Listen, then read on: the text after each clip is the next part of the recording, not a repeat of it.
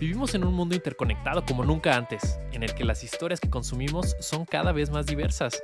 Las encontramos en las redes sociales, medios de comunicación, el cine, los videojuegos, libros y por supuesto las personas que nos rodean. Toda esta información puede ayudarnos a conectar con nuestro entorno, pero también puede saturarnos y desconectarnos de nosotros mismos. Crear historias nace con la intención de ayudar a distinguir entre estas posibilidades. Queremos compartir nuestras historias para ayudarte a crear la tuya. Hello, ¿cómo están? Bienvenidos a otro jueves de Crear Historias. Y hoy con un tema que creo que muchos tenemos siempre muchísima curiosidad y que es algo que a veces no desarrollamos como queremos por ciertas ideas, por ciertos tabúes, porque no nos animamos a preguntar, porque bueno, vivimos en una sociedad que nos va dando indicios de qué es lo que debemos hacer, qué es lo que no debemos hacer. Ahorita les voy a decir de qué va el tema y que creo que también es fundamental para crear tu historia, ¿no? Vivir, ahora sí viene el tema, tu sexualidad de la manera que tú quieras, ¿no? Y seguir ese camino con lo que tú, como lo quieras vivir, con las personas con las que tú quieras estar, es únicamente tuyo y es algo que nadie te puede decir ni cómo, ni te lo puede quitar, ni te lo puede mover. Y para hablar de ese tema, pues me siento muy contento de tener a una querida amiga que, bueno, tenemos poco de conocernos, pero desde que la vi dando una charla que hablaba acerca de la pornografía y vi como su pasión acerca del tema de la sexualidad y de todo lo que hace en su carrera, dije que chido, es la persona indicada para hablar del tema. Entonces, pues sin más ni menos, le doy la bienvenida a la doctora Mariana. ¿Cómo estás? Diego, muchas gracias. Muchas gracias por invitarme. Me da mucho gusto que abran espacios así donde podamos platicar, donde podamos quitar tabúes. Eso, que es lo más importante. Justamente, y platícanos un poquito, digo, yo te conozco muy bien, sé que tienes un largo currículum, que tus charlas son increíbles, que, bueno, tu especialidad, eres la indicada para hablar de este tema. Bueno, yo primero estudié medicina, médico general, y después hice una especialidad en ginecología y obstetricia. Yo soy ginecólogo, cuando hice mi especialidad, durante el tiempo de la especialidad me metí a un diplomado en sexología por el Colegio Mexicano de Sexología y lo estaba dando la doctora Patricia Becerra. La doctora Patricia Becerra ya murió. Ella veía la sexualidad desde un punto de vista tan, yo podría decir, coherente. O sea, vivía y hablaba sobre sexualidad de una forma tan bonita, tan coherente, tan abierta. Y cuando yo la conocí tenía 70 y tantos años. Entonces, a su época ella vivió y fue un mundo que conocí que era muy importante para mí. Entonces terminé el diplomado, después hice una subespecialidad en urología ginecológica, que me vas a decir que es la urología, ¿verdad? Bueno, la urología ginecológica o urogine es todo lo que tenga que ver con incontinencias, que se me sale la pipí, que no alcanzo a llegar al baño, o la vejiga caída, que se llaman prolapsos. Tengo un prolapso, tengo una sensación de bolita en la vagina, o cualquier cosa de estáticas de la pelvis, que es todo lo que es la pelvis y problemas con la pelvis, con la vejiga y con los ureteres, pues se trata con la urogine. Pero yo noté que faltaba más el área de disfunciones sexuales femeninas en cuanto a mí. A lo mejor hay doctores urogines que son súper buenos en esa área, pero yo dije, creo que a mí me gustaría desarrollarme más en estas áreas. Entonces empecé a estudiar más sobre esto, me metí mucho a estos temas. Actualmente, por ejemplo, estoy haciendo una maestría en sexualidad en un colegio para ser educadora sexual, que ya con el diplomado uno es educador sexual, pero también para terapia de pareja. Y hice en ANSAC, hay unos diplomados que cualquiera los puede hacer si tienen interés, en línea, se habla y se trata mucho sobre dispareunia, vaginismo, hice sobre personas trans y me metí mucho también a cómo dar tratamientos hormonales para pacientes trans. Entonces me metí como a un mundo sobre sexualidad y bueno, yo ser gine y urogine y tener el área de sexualidad, dije, me quiero enfocar mucho al área de investigación en sexualidad. Pues gracias a Dios estoy en la Universidad de Guadalajara como profesora y estoy haciendo mucha investigación y me encanta investigar y a dar tratamientos sobre anorgasmia, sobre dispareunia, vaginismo. Entonces es muy interesante porque el punto de vista del sexólogo es todo hay que tratar por terapia, y es cierto, terapia sí ayuda mucho.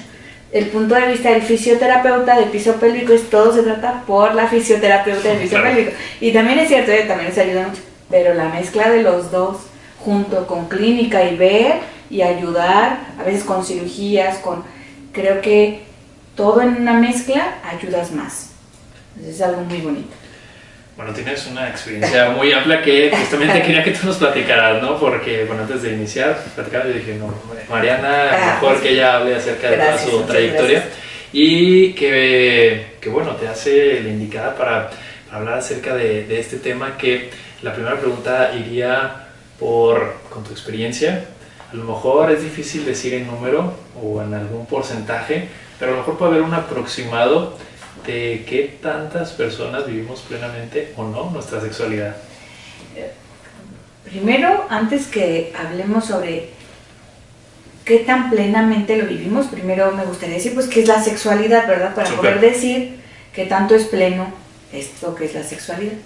¿Qué es la sexualidad? La sexualidad es cómo nos expresamos en el mundo de diferentes formas, desde en mi casa, con mi pareja, en mi trabajo y en general cómo me expreso yo, cómo me identifico yo, cómo me siento, cómo trato a las personas.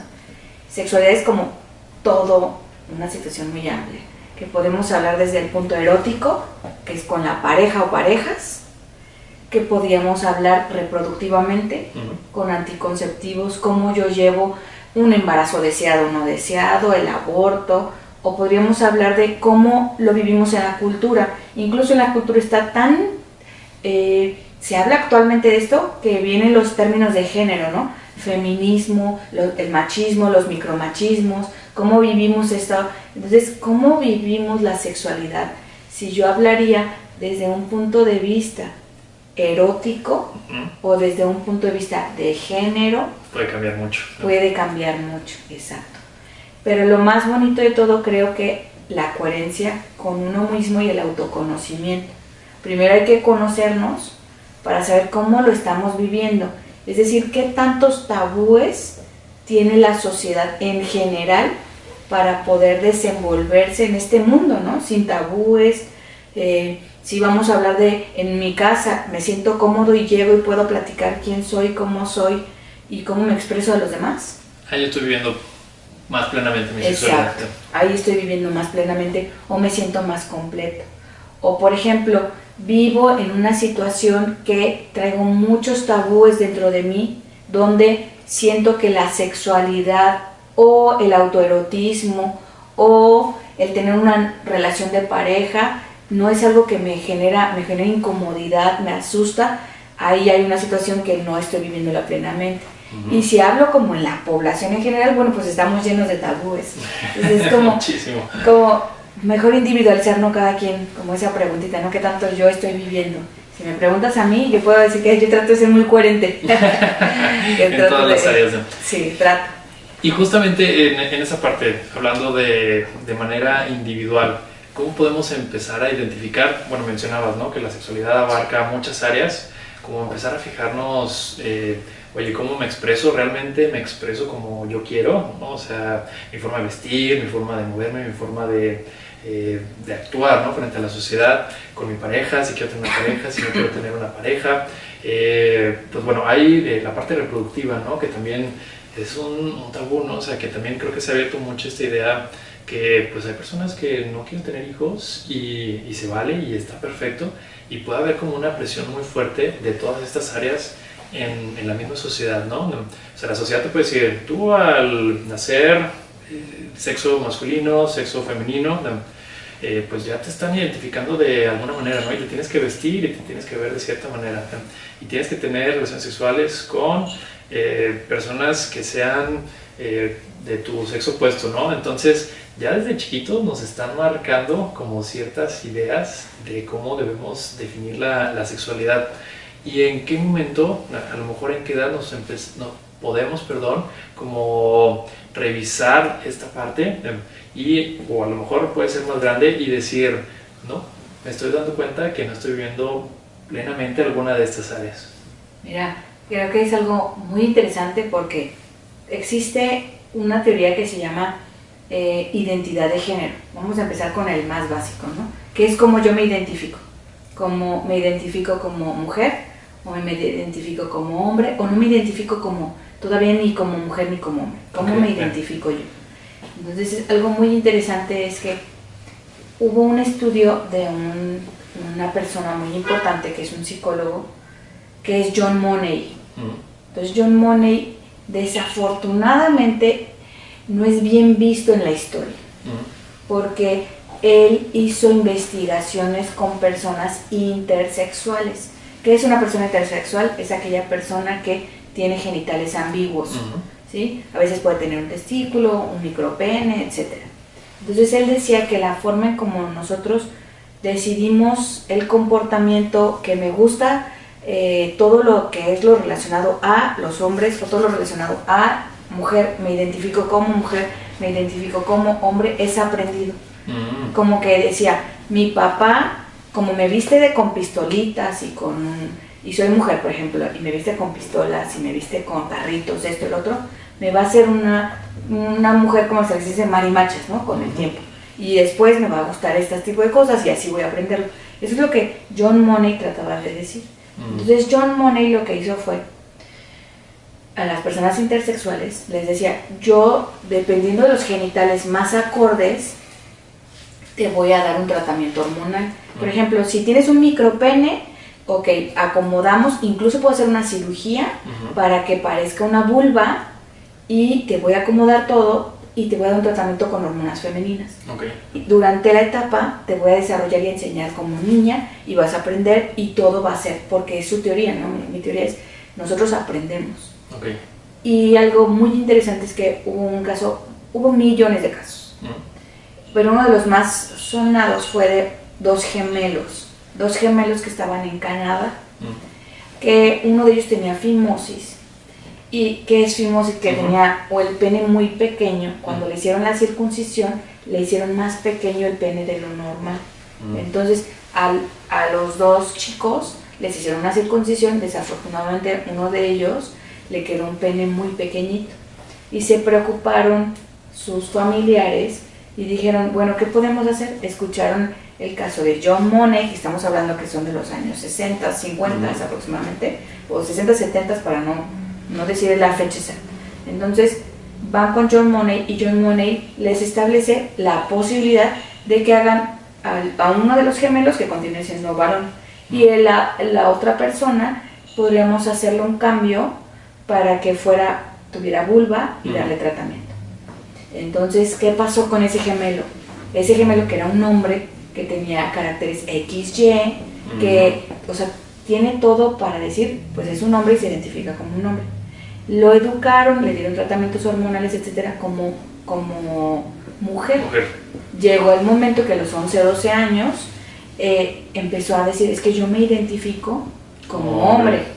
Y yo, porque soy mujer, pero me identifico como hombre, etcétera. Y desafortunadamente tuvo un final muy, muy infeliz la situación. Entonces, estos estudios de como muchos otros, aprendimos que la identidad de género es cómo yo me identifico como hombre o como mujer. Lo desarrollamos más o menos a los 3 años, es cuando se pone más ya maduro el cerebro. 3 años. ¿No? Ajá. Entonces, a esa edad ya una persona puede definirse como, me siento como la mujer que soy acorde a mi cuerpo, o me siento como el hombre que soy acorde a mi cuerpo, más o menos. Y luego me vas a decir, pero ¿qué tiene que ver eso con lo que nos gusta, no?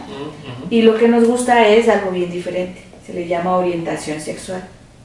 Que eso a veces nos confundimos, ¿no? O sea, que al ser, como decía hace rato, la Flora Marimacha, por ese simple detalle te van a gustar las mujeres y no, o sea, simplemente hay muchas áreas, ¿no? Y no sé, que nos platicas como un poquito cómo dividir, pues, la orientación sexual, mi identidad de género, mi expresión de género y mi sexo biológico, ¿no? O sea, que eso, pues, puede haber muchas combinaciones, que es parte de nuestra sexualidad. Sí, estaría súper bien que hablemos sobre eso. Mira, cuando hablamos de orientación sexual, que no tiene nada que ver con John Money y cómo se identifican las personas, orientación lo estudió Kinsey. Kinsey es un bueno, no es cierto, Kinsey es un etmólogo, pero para nosotros es el padre de la sexología. Y lo que hizo Kinsey es que en su tiempo trabajaba como profesor en una universidad y se dio cuenta que los chicos de la universidad no tenían para nada educación sexual. Entonces tenían muchos tabúes, tenían muchas preguntas de ¿qué es esto? ¿Está bien o está mal? Por ejemplo, el autoerotismo, ¿no? Autoerotismo es el autofrotamiento de los genitales por cada persona, o sea, el autodescubrimiento de nuestro cuerpo. Entonces le podían preguntar a Kinsey, oye, pero dicen que te salen pelos en la mano. Y él puede decir, no pasa nada. Y las preguntas eran, pero ¿cómo sabes? ¿Estás seguro?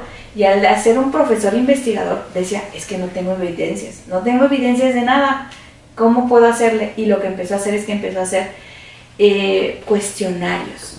Entonces preguntó, hizo cuestionarios en todo Estados Unidos, hizo dos libros muy importantes, una organización que se llama la Organización Rockefeller, le apoyó mucho, y cuando salió el primer libro era un libro que hablaba sobre los hombres, y el segundo, que es el comportamiento sexual del hombre, y el segundo libro hablaba sobre las mujeres.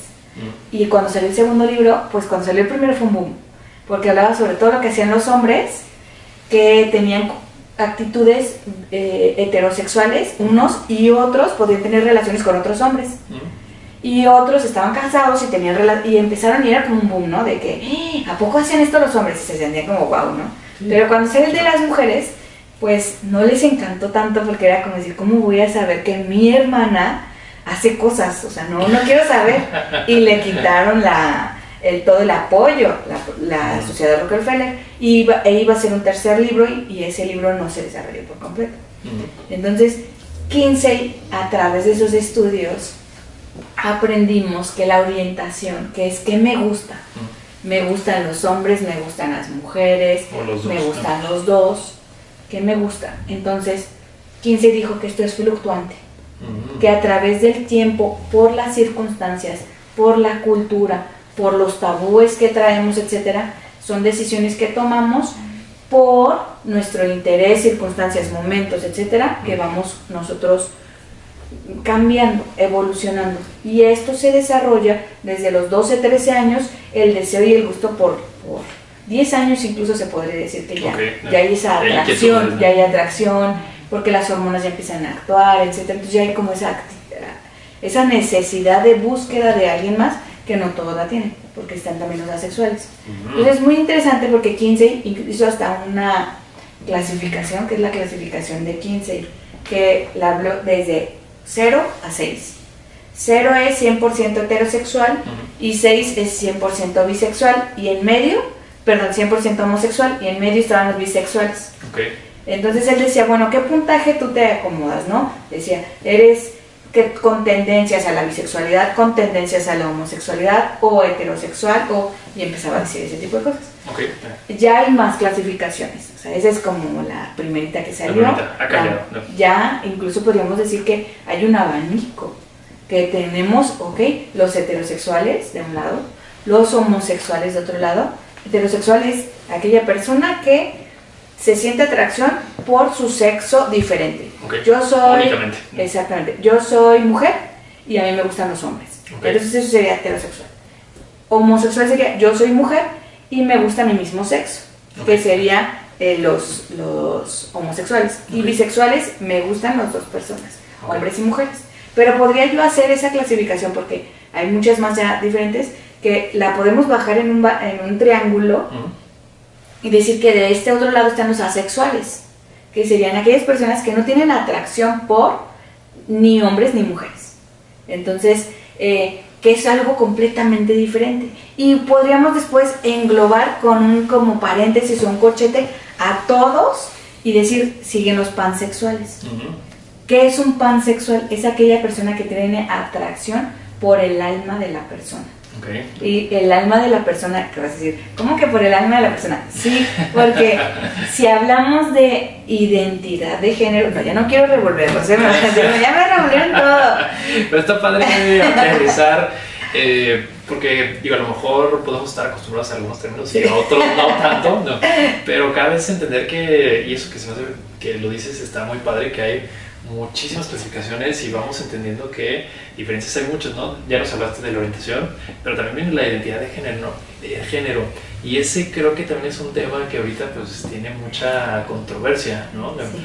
Me identifico como persona cis, ¿no? Que sería me identifico con el sexo con el que nací, o como persona trans, ¿no? Que es me identifico con un sexo diferente al que nací, ¿no? Entonces esa es otra, ¿no? Que es un tema que todavía es, pues, a lo mejor hasta tabú y, pues, bueno, hay mucha controversia y mucho de tu especialidad va por ese tema.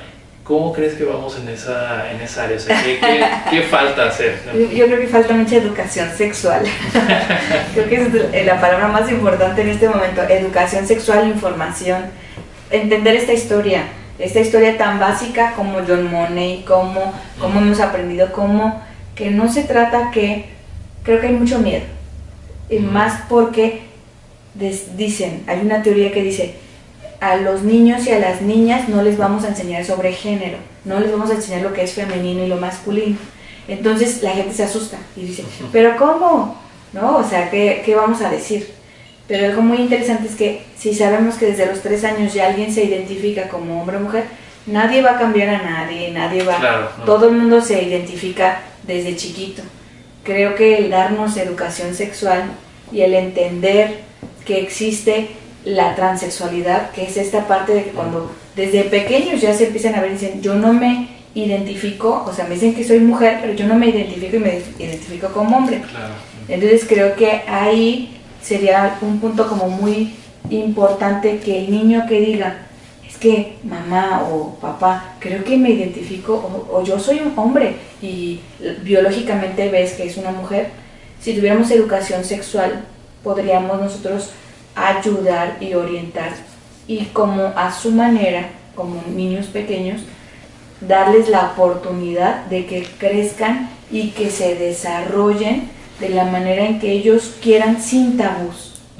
O sea, creo que eso es lo más importante, porque al hablar sobre identidad en una persona trans hay muchos tabúes y se habla sobre muchas cosas que mezclan conceptos. Mezclan conceptos tal vez o porque falta más educación sexual en esos aspectos. Si entendemos que la identidad es algo que ya traemos, que incluso hay hasta una situación que puede decir que el cerebro se va desarrollando, a los 3 años ya conoces tu identidad. Es algo, enseñarle al niño que no tenga miedo de expresarse. Y esto del género, de que si es femenino, masculino, etc. Hay un libro que se llama Pink and Blue. Okay. Y el libro Pink and Blue nos habla sobre de dónde viene el término o por qué se decidió poner las cosas azules o por qué se decidió poner las cosas rosas para las niñas. Porque no has nacido y ya te están poniendo color. Pues tiene que ver que como en los años 60, más o menos, personas que tenían que ver con el comercio decidieron establecer los colores para que los niños los identificaran. O sea, todo lo relacionado con rosa que lo identifique los niños. Mera mercadotecnia. Y entonces, pues bueno, desde este punto de vista mercadológico, pues nos están asignando un color que incluso hoy en día pues, lo ves mucho, ¿no? En el gender reveal, que pues es muy fuerte, ¿no? O sea, que ya te asignen un color, una religión, lo que te va a gustar, lo que no te va a gustar, lo que a lo mejor ni siquiera es lo que tú quieres. Y digo, creo que como tú dices, falta de educación sexual y muchas cosas van cambiando un poco. Mencionabas algo, una palabra que se me hace que va mucho por ahí a veces, ¿no? El miedo, ¿no? Y hablamos un poquito como de la orientación sexual, de la identidad de género, y pues viene otra cuestión de nuestra sexualidad, es cómo nos expresamos, ¿no? Y creo que ahí hay mucho miedo, que si si tengo algún sexo o si quiero hacer ciertas cosas, no las puedo hacer porque hay este miedo al que dirán allá afuera, en la sociedad en la que estamos viviendo, que también es una realidad, ¿no? No nos podemos escapar del día a día, pues la escuela, el trabajo, en los entornos en los que nos desarrollemos. En esa área, ¿cómo crees que podemos empezar a vencer un poquito ese miedo y ser pues, más honestos con cómo nos queremos expresar y ser quienes realmente somos, ¿no? Bueno, primero hay que entender que el autoestima de un niño está relacionada con su autoconocimiento, su conocerse, su saberse, su identificarse, va muy relacionado con su autoestima. Darle las herramientas necesarias a un niño para que tenga una buena autoestima. Niño me refiero a niña, niñe o niño, o sea, cualquiera. Darle, es clave desde chicos. Sí, ¿no? Darle las herramientas para la autoestima. Que tú me preguntabas qué tanto vivimos nuestra sexualidad, ¿no? Y ahí podría yo decir que esa salud de autoconocimiento, ese conocerte a ti mismo, vivenciarte como eres y quererte como eres. Creo que es un punto muy importante para, incluso puedo decir, cuando vivimos experiencias eróticas, cómo las vives más plenamente. Las vives más plenamente cuando tú tienes una buena confianza en ti y que si traigo una lonjita y eso es como es secundario, me quiero tanto que lo voy a divertir, me voy a disfrutar y voy a ser feliz en este momento y en esta situación. Entonces creo que ahí es algo muy importante. Cuando hablamos sobre cómo nos identificamos, creo que hay que darle a los niños esa herramienta de confianza de decirle, tú puedes, es correcto lo que tú estás sintiendo, no hay que tener miedo, enseñar al niño, por ejemplo, a nombrar sus partes, también es muy importante.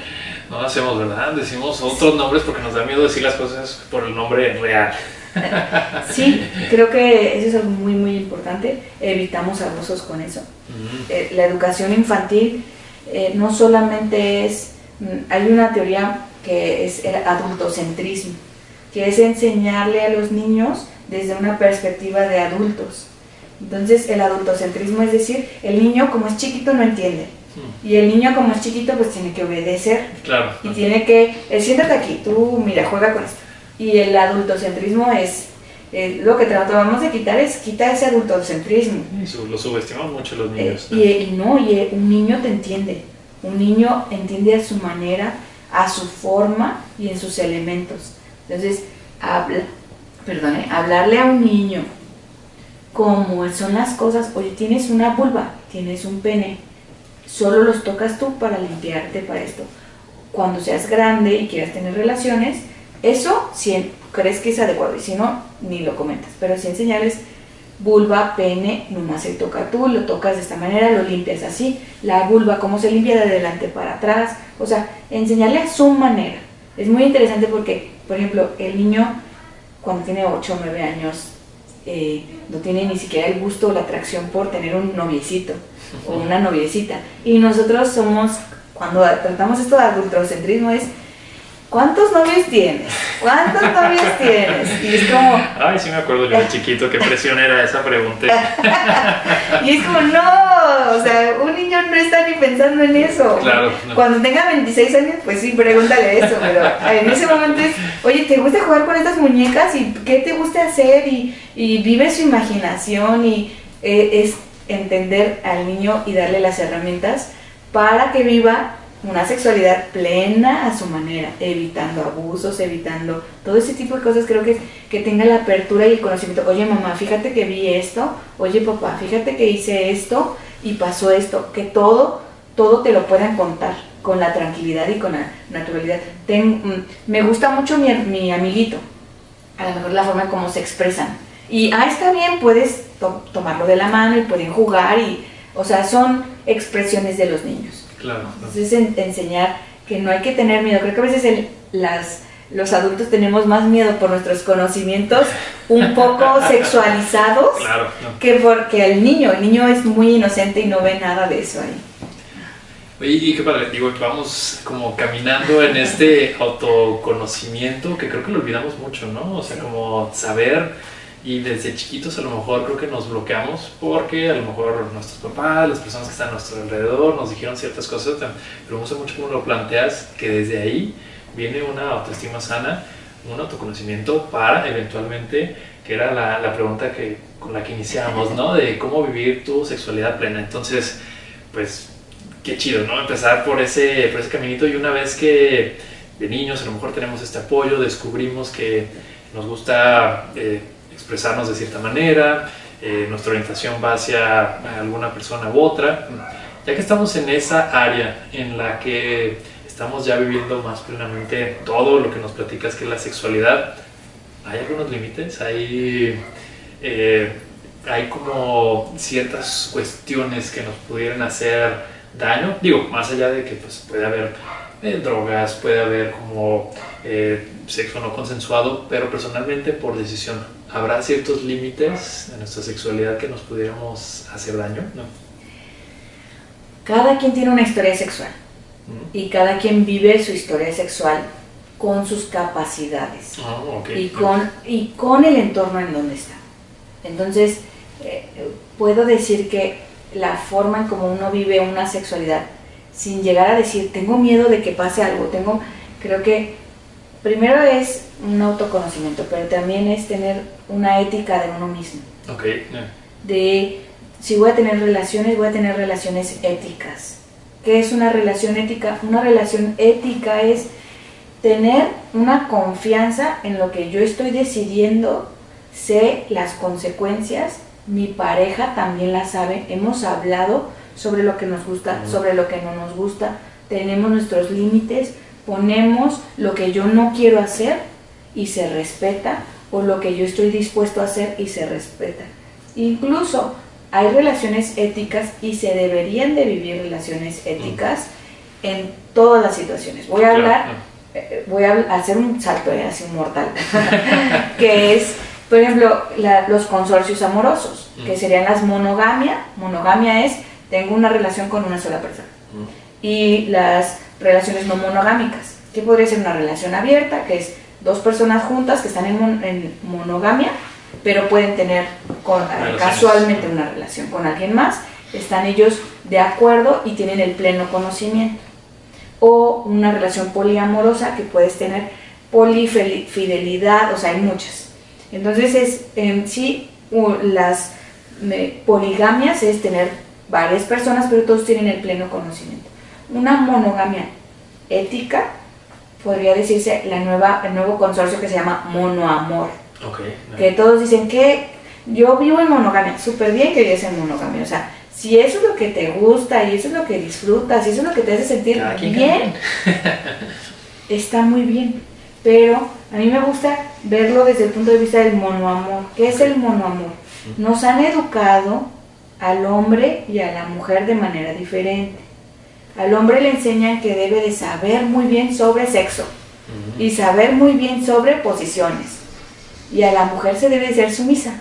La mujer no debe de hablar de eso, y mientras menos sepa es mejor. Qué fuerte. Entonces llegan a una relación con una idealización, la mujer, del amor romántico. ¿Cuál es el amor romántico? Es el amor idealizado, ¿no? El amor de la princesa que es rescatada por el príncipe y va a llegar a su castillo y ya va a estar todo bien. Salvada. Y salvada. Pero te das cuenta que en la vida real el amor va cambiando. El amor, hay un amor que es la limeranza, que es el amor de te adoro, te amo y eres lo máximo y te veo como lo más maravilloso del mundo, y conforme va pasando se va haciendo un amor, que es un amor, yo podría decir, más maduro. Un amor se madura, se desencantan las cosas, pero se conoce a la persona. Sabemos cómo es la persona, cómo es la vivencia. Ese tipo de amor ya es un amor más maduro, menos idealizado. Entonces, cuando hablamos del monoamor, es decir, si tú y yo tuviéramos una relación y decir, oye, mira, yo prefiero que si en algún momento nuestro cariño se acaba, tengamos, antes de que tú quieras estar con alguien más, porque a mí eso me dolería mucho, prefiero que lo hablemos. Incluso si tú quieres después abrir la relación, prefiero que lo hablemos antes. Y yo valoro, porque tú me tienes en cuenta a mí, me tomas en cuenta y me respetas, que si lo abrimos o no lo abrimos. y ya tú decides si prefieres, oye, mejor me voy con esta persona o seguimos juntos. Entonces ese sería como un monoamor. El monoamor es la capacidad de ir abriendo acuerdos y caminos en una relación monógama, que la monogamia antigua es la monogamia del machismo, o esa machista. Claro. No me voy a meter en eso. Bueno, solo sí varios capítulos también con ese tema de, oye, pero la verdad no había escuchado este término monoamor y como lo desarrollas, me hace mucho más sentido y digo, sí, creo que yo quiero más eso. Sí, y es muy válido. Porque creo que se refleja mucho más la realidad, ¿no? Sí. De que no existe esta idealización que podemos a lo mejor desde chiquitos soñar, ¿no? De príncipe o princesa, una relación ideal. Pues no, eventualmente, y creo que pues los que hemos tenido parejas, pues vas viendo que las cosas cambian. Cambia todo. Y entonces partir desde este monoamor creo que me parece algo como mucho más lógico, mucho más real, para también evitar sufrir, ¿no? Después. Que voy a decir algo interesante. La monogamia antigua es una monogamia que habla sobre posesión, ¿no? Yo te poseo y tú tienes que serme fiel y tú también tienes que aguantarte y vamos a vivir el mismo amor de la misma forma. Que es por eso siento que a través de pues mi época, y creo que somos de la misma época, vivimos tantos divorcios porque no hubo esas pláticas, no hubo esas relaciones éticas donde decían, oye, pues está pasando otra cosa y me está moviendo otra persona y no lo hablaron. Entonces al no hablar las situaciones llegan esas infidelidades, ¿no? Entonces algo estamos haciendo mal con esas monogamias antiguas que valdría la pena cambiar acuerdos éticos. Una relación, por ejemplo, una relación de una noche tú te encuentras a una persona a la vuelta, manches, guapísima, y dices, de aquí soy, y está? ya, ¿Dónde está? Ahorita. Y puede ser una relación súper ética, que ustedes lo saben que es de ese momento, de ese lugar, y solo es ahí y se entregan juntos. Se van a su casa y ya cada quien, pero fue muy ético, porque muy ético. Los dos se entregaron con la misma situación, con la misma intensidad, con los mismos acuerdos. No sería ético si tú dices, claro, es X persona, la superamo y la persona dice, oye, pero solo es del momento. Y tú le dices, sí, del momento, pero tú sabes que le vas a hablar después, le vas a decir, eso no es nada ético. Eso no es entregarse con esa situación. Entonces, sí, vivir relaciones éticas creo que es lo más importante para decir cuando hay límites o cuando ya hubo una situación de no quiero hacer algo. Cada quien tiene su manera de vivir la sexualidad éticamente. Wow. Sigo pensando en el monoamor y me gusta mucho más, ¿no? Porque la misma experiencia pues te va dando estas señales que pues bueno, lo que imaginaste no es como tal y está padre más bien vivir en la realidad, ¿no? Y disfrutarlo y como dices, los límites pues marcados por la ética de cada historia personal. Y creo que eso pues nos puede evitar varias lágrimas y varios sufrimientos sí. Que también, ¿no? Suele pasar y uno va aprendiendo conforme cada relación o cada experiencia. Y de ahí creo que va un poquito como relacionado esta pregunta que creo que también a veces nos puede sacar de onda en el plano personal, si estamos solteros, o en el plano de pareja, ¿no? Que hay momentos en los que eres más sexual, que quieres buscar más a la pareja, y hay unos en los que baja. ¿Esto qué tan normal es? ¿Qué tan importante es como definirlo para justamente pues seguir por este camino del monoamor, ¿no? Y tener estas relaciones mucho más éticas en las que seamos o tengamos acuerdos en los que pues bueno, va a generar relaciones pues más saludables. El deseo sexual es algo muy bonito porque todos tenemos la capacidad de sentir placer, de vivenciar un erotismo, todos. ¿Y qué es el erotismo? Es el placer de los sentidos, así vamos a diferenciar, ¿no? Entonces, cuando hablamos sobre por qué mi pareja no trae esas ganas de tener relaciones y yo sí las traigo y qué está pasando, este deseo es modificado también por que si hay una situación en el trabajo y estoy súper llena y tengo un montón de cosas y a lo mejor tú estás como, ay, hoy es mi día libre y me siento feliz y no tengo nada que hacer y quiero tener relaciones con esta persona y ya ponte. Exacto. El deseo cambia también, no es solamente algo lineal, tiene que ver mucho cómo tenemos nuestra relación en pareja, tiene que ver mucho cómo estamos tranquilos, relajados o estresados, o eso también influye mucho.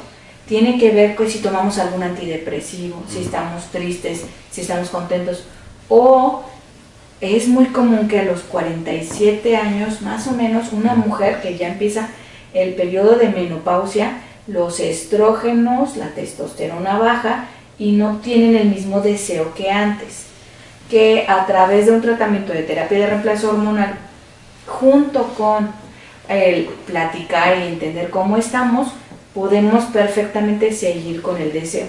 Si me dices, son dos personas súper jóvenes y una no quiere tener, creo que hay que hablar y hay que ver qué está pasando. No sé si pudiera haber algo que le esté generando en el trabajo, no sé, X cosa, o incluso le puede interesar a otra persona y por eso ya no tiene ganas de tener relaciones. Pero hablarlo. Pero hablarlo. O sea, creo que es lo más importante, que eso es un trabajo que hacen los sexólogos. Llegan las personas mucho a la terapia y preguntan, ya no tenemos las relaciones, ya no. Creo que lo primero es qué está pasando en el entorno y saber cómo hacer un entorno mejor para los dos. Entonces, si no puedo darte una respuesta de es que X y Y, no. Creo no hay fórmula tampoco. Hay que ver todo lo que está pasando.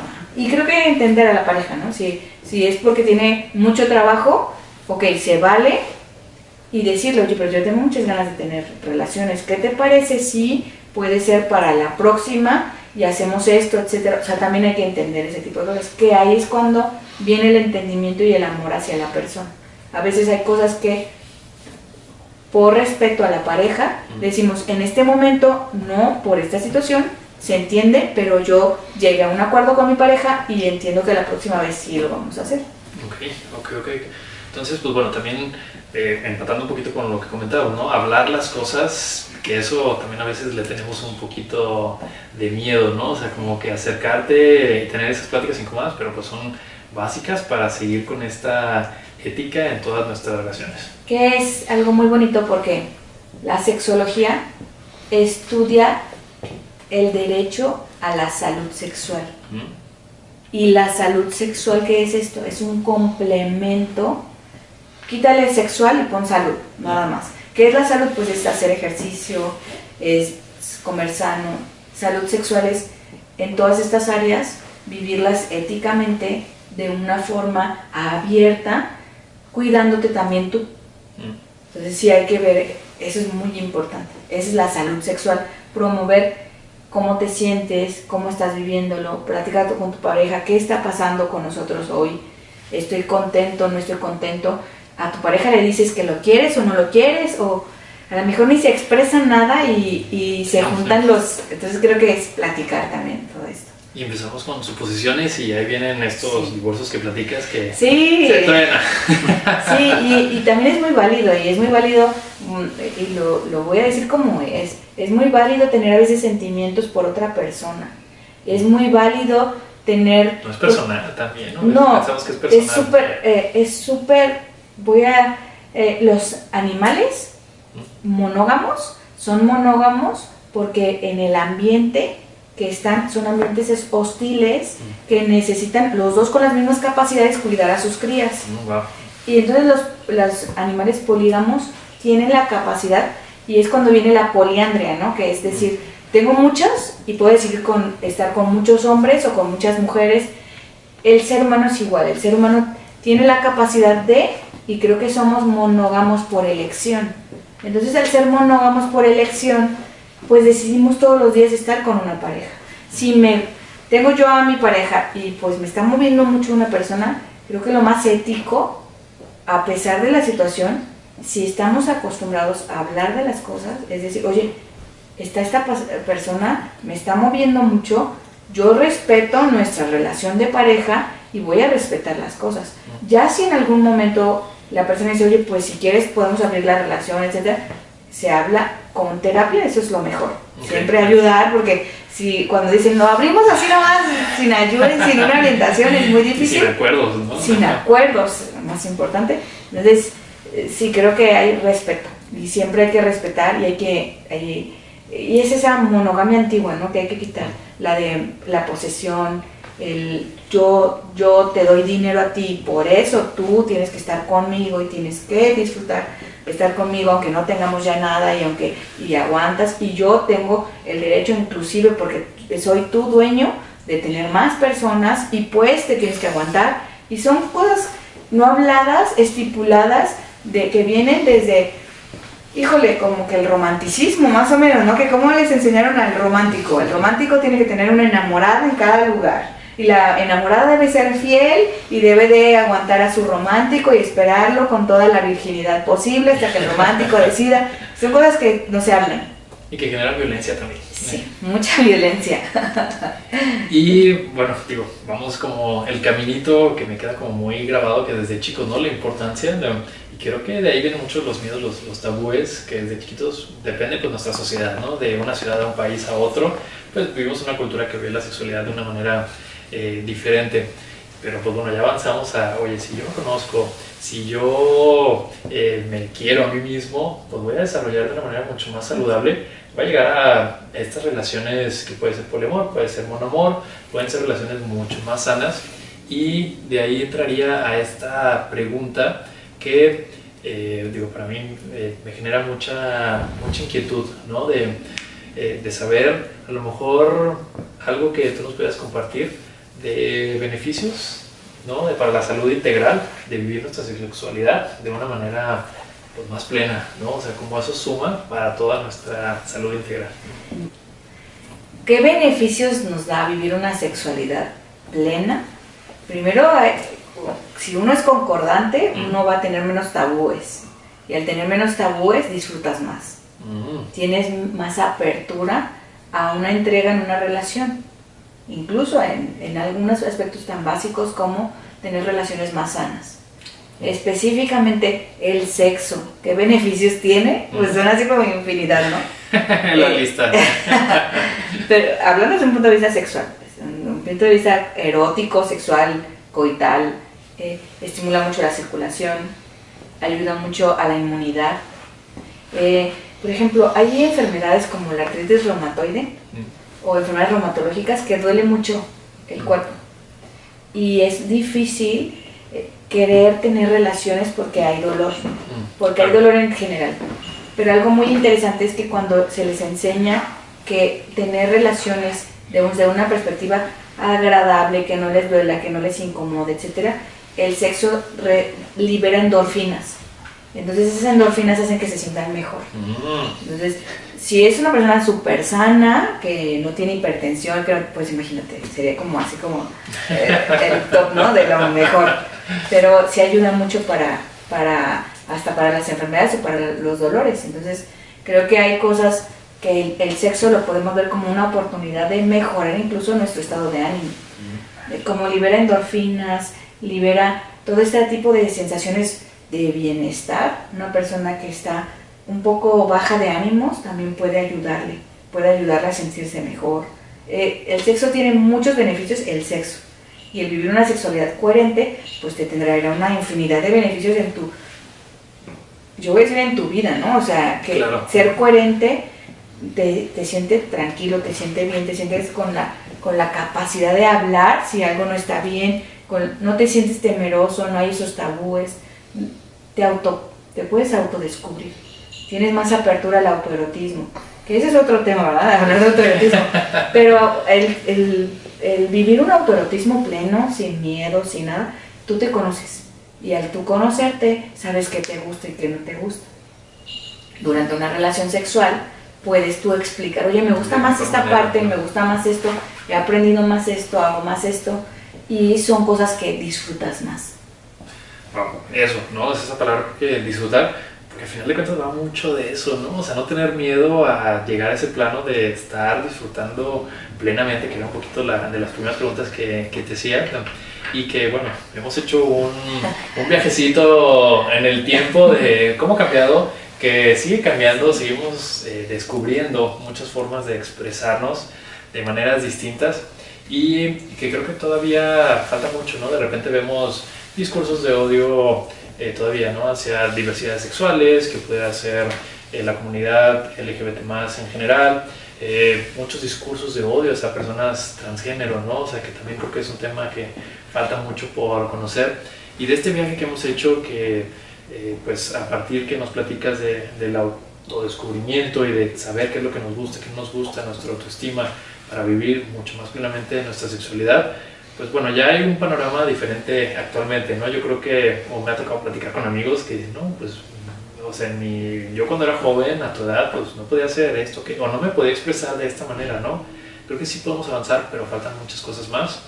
Tú como, para cerrar un poquito esta charla que nos podríamos ir horas y horas, hay mucho de qué platicar, ¿no? Pero tú cómo ves hacia dónde vamos, a lo mejor algunos puntos que falta como detallar un poco más, conocer más para incluir, ¿no? A final de cuentas, y que cada persona se pueda crear su historia en la sexualidad como quiera, hacia dónde vamos y pues, por dónde hace falta a lo mejor conocer un poquito más. Desde mi experiencia, de lo que yo he vivido, yo también soy profesora, como les comenté, de la universidad, y yo doy clases de medicina sexual, de sexualidad, gine y obstet. Entonces, cuando hablamos sobre sexualidad, creo que una de las primeras 2 o 3 clases básicas es dar este tema, identidad, orientación, etc. Entonces, uno de los ejercicios que yo les pongo mucho es, yo, ¿cómo me identifico? ¿Cómo, a ver, hombre o mujer? ¿Cómo me expreso? Y así. Y entonces, desde el tiempo que yo he estado dando clases hasta la fecha, creo que hay mucha más apertura, y es muy bonito que ahora está como, no, la sexualidad no es bueno decir esto es lo normal y esto, porque son comportamientos de cada persona y cada persona tiene lo suyo.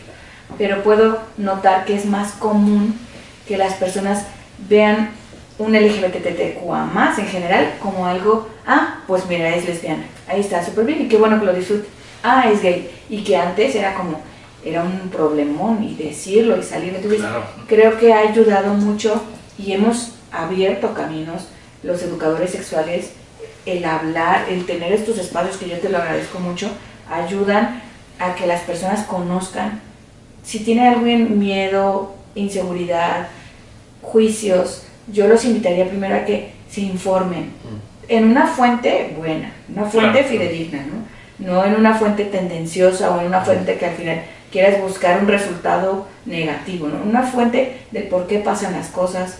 La sexualidad es una ciencia, entonces no es algo inventado, no son hechizos, no es...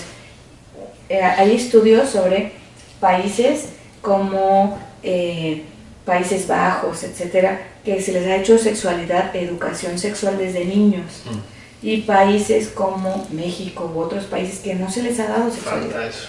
¿Y qué es lo que pasa? Los niños con educación sexual desde pequeños, la diferencia es que inician vida sexual más tardíamente. Wow. Y no es que la inicien más tardíamente porque se les da un manual y se les dice tú tienes que... No, porque como tienen todos estos conocimientos, más, no tienen esta necesidad de curiosear cosas de una manera no adecuada.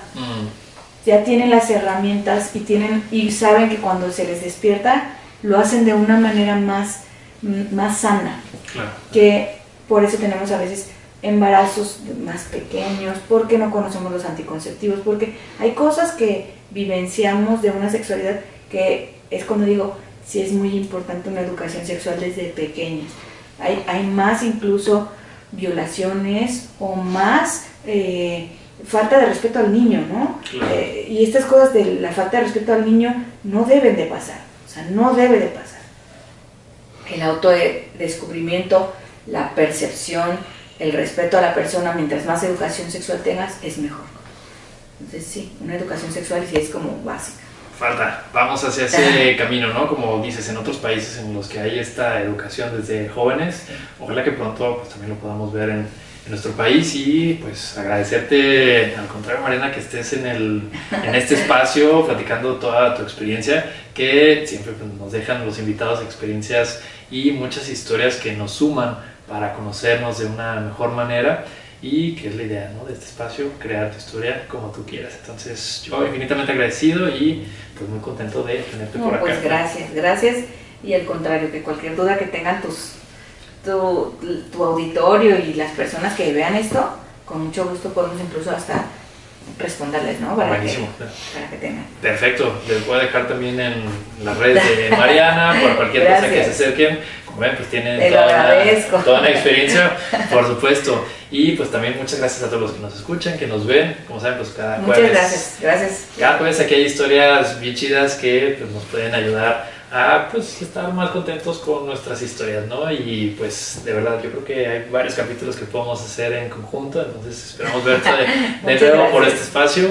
Muchas gracias a todos por escucharnos, yo soy Diego, este fue otro jueves de Crear Historias y nos vemos muy pronto. Bye bye.